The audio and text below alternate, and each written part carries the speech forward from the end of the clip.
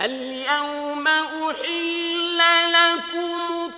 الطيبات وطعام الذين أوتوا الكتاب حل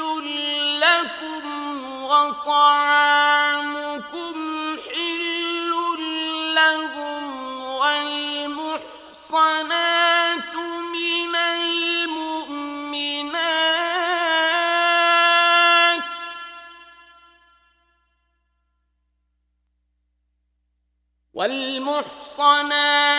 من المؤمنات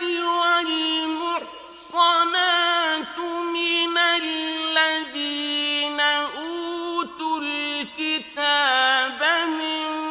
قبلكم إذا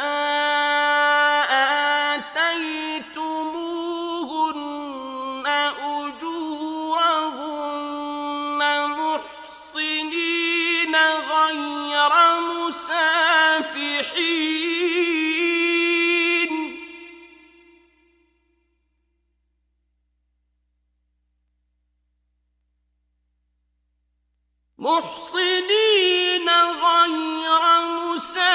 مسافحين ولا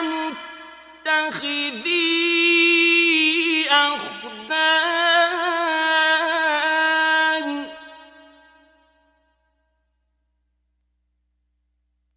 ومن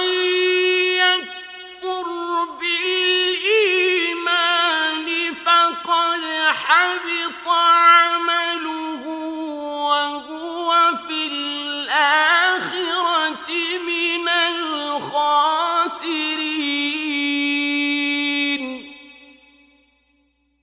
आज तुम्हारे लिए सब पाकीज़ा चीजें हलाल कर दी गईं और अहले किताब का खाना भी तुमको हलाल है और तुम्हारा खाना उनको हलाल है और पाक दामन मोमिन औरतें और पाक दामन अहले किताब औरतें भी हलाल हैं जबकि उनका महर दे दो और उनसे इफ्फत कायम रखनी मकसूद हो, न खुली बदकारी करनी और न छुपी दोस्ती करनी। और जो शख्स ईमान का मुनकिर हुआ उसके अमल जाया हो गए और वो आखिरत में नुकसान पाने वालों में होगा।